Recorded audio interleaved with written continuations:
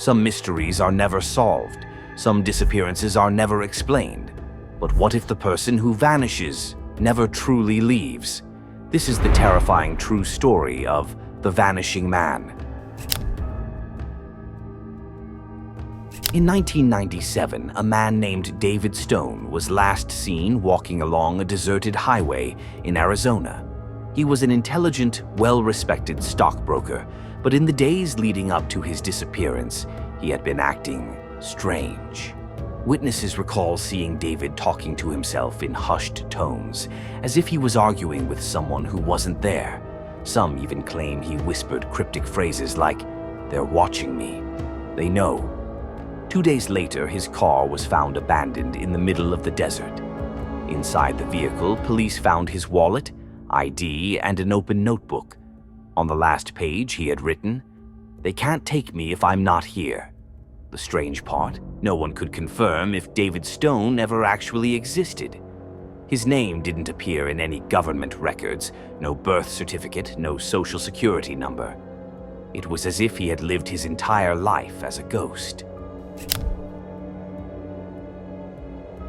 A group of hikers reported seeing a man matching David's description days after his car was discovered.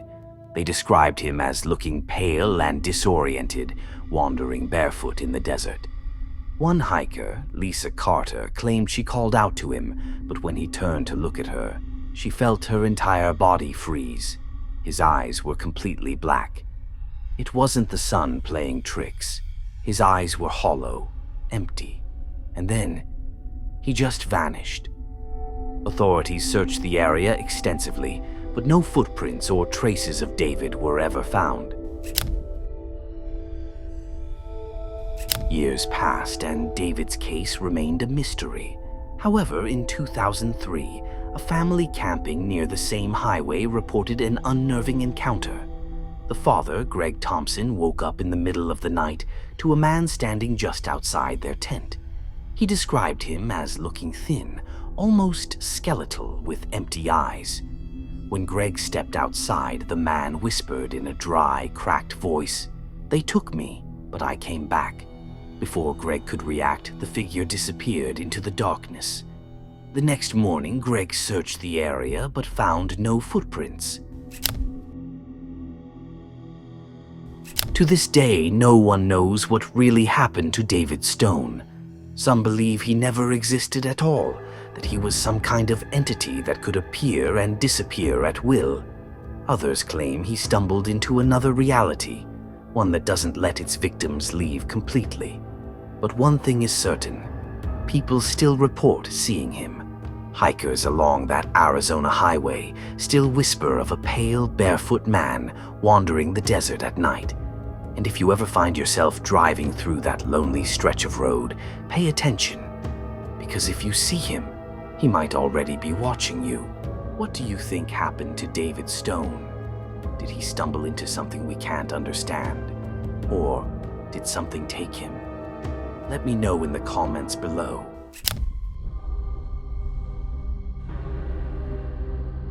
Some places are never meant to be explored. Some doors should never be opened, and some people are never supposed to be found. This is the terrifying true story of the man in the storm drain.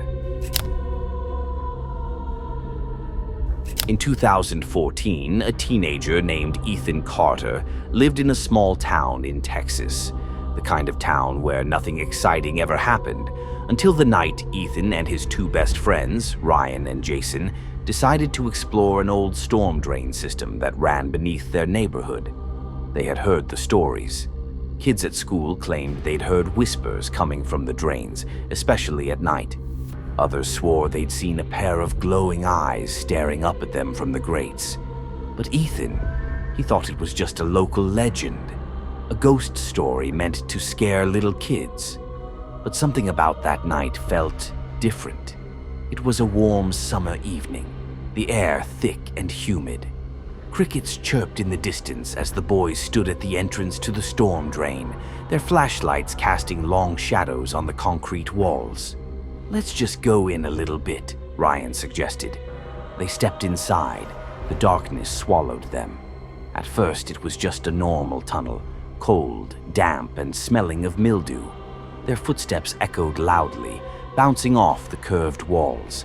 But then, after a few minutes, they heard it. A faint tapping sound, tap, tap, tap, coming from deep inside the tunnel. At first, Ethan thought it was just water dripping, but the longer they stood there, the more he realized. It wasn't random. It was a pattern, like something was knocking. Then something touched his shoulder. Ethan spun around, but there was nothing there, just the empty tunnel behind them. Determined to prove he wasn't scared, Ethan kept walking deeper. Ryan and Jason followed, their flashlights flickering as they moved further underground. That's when they saw it. At first, it looked like just a shadow, a dark shape hunched over in the distance. But then, it moved, not like a person, not even like an animal. It crawled fast, its limbs twisted in unnatural ways, its movements jerky and inhuman. Its body was thin, almost skeletal, and worst of all, its mouth never closed. It hung open, its jaw stretched unnaturally wide, as if it had been screaming for years, but no sound came out. Then it spoke, but it didn't move its lips. Instead, the voice came from all around them. "Go back," Jason screamed. Ryan dropped his flashlight. And Ethan, he couldn't move. He was frozen, staring at the thing as it twisted its head toward him. Then it charged. It moved on all fours, its arms bending in ways they shouldn't. It sprinted toward them, faster than any human could run. That was all it took. The boys turned and ran for their lives. They sprinted toward the entrance, their hearts pounding in their chests. The tunnel was long, too long. It felt like they'd been running forever, and behind them, they could hear it following. Jason and Ryan made it out first, gasping for breath. But Ethan, he never came out. They waited, screamed his name, shined their flashlights into the tunnel. Nothing. Terrified, they ran for help. Within minutes, the police arrived, searching the drain system with high-powered flashlights and dogs. But Ethan was gone. No footprints, no blood, no clothing, no trace of him at all. But the officers did find something else. At the exact spot where Ethan had last been seen, they found a shoe, but it wasn't his. It was old and rotten, covered in dirt, like it had been down there for decades. And when they inspected it further, they found the initials EC carved into the sole. Ethan Carter. The shoe belonged to him, but somehow it was old, like it had been lost there years before he was even born. To this day, Ethan has never been found. Months later, Ethan's mother started receiving strange phone calls. She would answer, but there was never anyone on the other end, just breathing. Heavy, slow, deep. Then one night she answered and finally heard something else. A voice, but it wasn't Ethan's. It was low and distorted. It whispered, "Come find me." Authorities traced the call. It came from inside the storm drain, the same place Ethan had disappeared. But when they searched it again, they found nothing. No phone, no footprints, just the same rotting shoe, sitting exactly where it had been before. And the phone calls, they never stopped. What really happened to Ethan? Was something lurking in the tunnels beneath his town? Or did he become part of it? Let me know your thoughts in the comments.